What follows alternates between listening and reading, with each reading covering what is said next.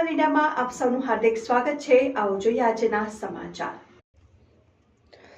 Bhavnagar Mahuva police સ્ટેશનમાં દાખલ થયેલ હત્યાના ગુનાના વચગાળાના જામીન પરથી ફરાર કાચા કામના કેદીને ઝડપી પાડતી ભાવનગર લોકલ ક્રાઇમ બ્રાન્ચ તારીખ 16મી જાન્યુઆરી 2025ના રોજ ભાવનગર એલસીબી સ્ટાફના માણસો ભાવનગર શહેર વિસ્તારમાં પેટ્રોલિંગમાં હતા તે દરમિયાન પોલીસ કોન્સ્ટેબલ એજાઝ ખાન પઠાણને બાતમી રાહે હકીકત મળેલ કે ભાવનગર મહુવા પોલીસ સ્ટેશનમાં દાખલ થયેલ હત્યાના ગુનાના વચગાળાના જામીન પરથી ફરાર કાચા કામના કેદી સાલમ મિયા ઉર્ફે બાપુ રાટો મિયા ઉસ્તાન મિયા સૈયદ રહેઠાણ મહુવા ભાવનગર વાળા ભાવનગર જિલ્લા જેલમાંથી તારીખ 22મી ડિસેમ્બર 2024ના રોજ દિન 1ના વચગાળાના જામીન પર મુક્ત થયેલ। ત્યાર પછી જેલમાં હાજર થયેલ નહીં, ફરાર થયેલ ગયેલ, જે હાલ મોરબી જિલ્લાના માળિયા ખાતે રહે છે। જે બાતમીના આધારે એલસીબી સ્ટાફના માણસોએ મોરબી જિલ્લાના માળિયા ખાતે જઈ કેદીની તપાસ કરતા તે હાજર મળી આવતા તેને તારીખ 17મી જાન્યુઆરી 2025ના રોજ ભાવનગર ખાતે લાવી ભાવનગર જિલ્લા જેલ હવાલે કરવામાં આવેલ। રિપોર્ટર કૌશિક વાજા, ન્યૂઝ 7 ઇન્ડિયા।